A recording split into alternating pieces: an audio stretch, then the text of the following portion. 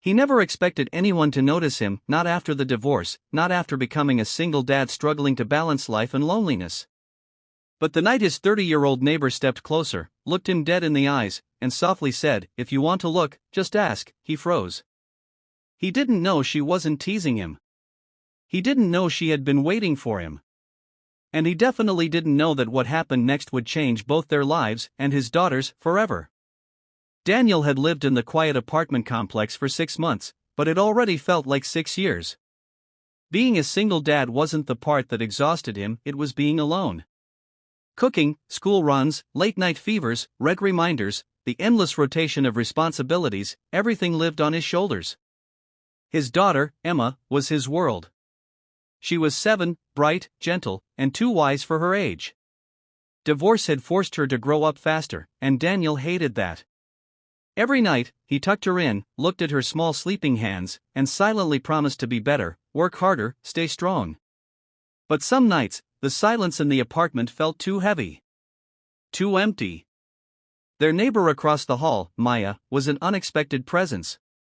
30 years old, calm, confident, the kind of person whose footsteps were soft but whose presence filled the space without effort. She worked from home, always smelled faintly of jasmine, and often left her door slightly open to let her cat wander in the hallway. Daniel noticed her, of course he did. Anyone would. But he never let his eyes linger long. He wasn't that guy. Not anymore. One evening, after a long day of holding everything together with emotional duct tape, Daniel stepped outside to take out the trash. He looked exhausted, shirt wrinkled, hair messy, stress hanging off him like a shadow. That's when it happened. He saw Maya standing near her door, reaching up to tape a note for a package. She wore a casual gray sweater, her hair tied back loosely, her focus gentle and unguarded. Daniel tried not to stare. Just 1 second, maybe 2. He admired how peaceful she looked, something he hadn't felt in years. But then, she turned. Their eyes met.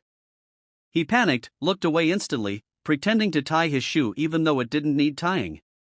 Maya smiled softly, stepping closer. "Daniel?" He froze at the sound of his name. She had never said it before. "You don't have to hide," she said gently. And then she added the sentence that made his heart stop.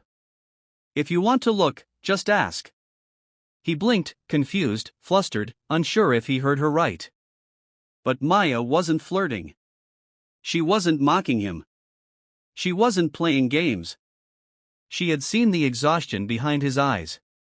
The loneliness he thought he was hiding. The man holding his world together with trembling hands. She saw him, really saw him, maybe for the first time ever. He didn't know what to say. He didn't know how to respond.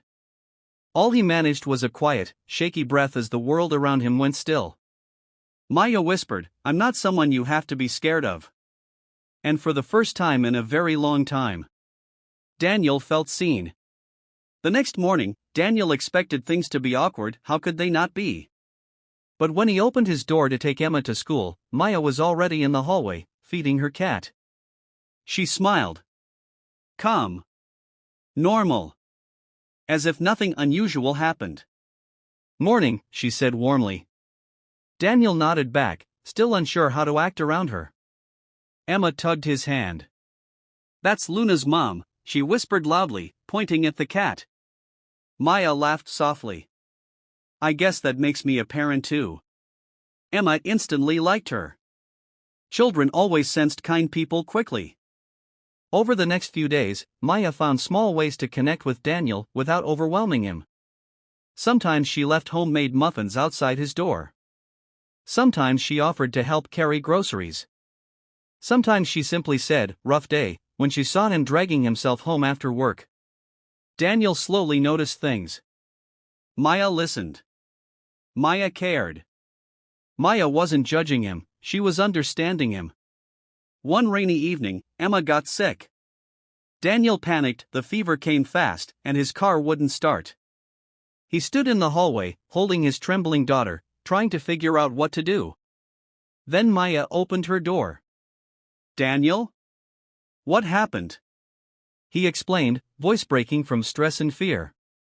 Without hesitating, Maya grabbed her coat. "Come on. I'll drive you to the clinic."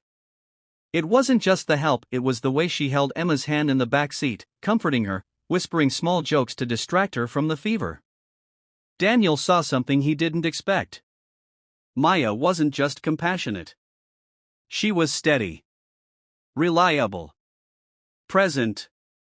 Later, outside the clinic, when Emma finally stabilized, Daniel sat on a bench, exhausted beyond words. Maya sat beside him. "You don't have to do everything alone," she said quietly. Daniel swallowed hard. "I'm used to it." "You shouldn't be," she replied. Silence settled, but a warm, safe silence. Maya looked at him with soft eyes. Not pity. Not attraction. Something deeper. Something patient. "You know that night," she said, "when I told you to just ask? I wasn't talking about looking." Daniel turned to her, confused. "I meant." She hesitated, choosing her words carefully. "If you want support, help, a friend, anything, just ask." The air left Daniel's lungs. No one had told him that in years. No one had stood beside him without expecting something in return. No one had offered him a safe place to land.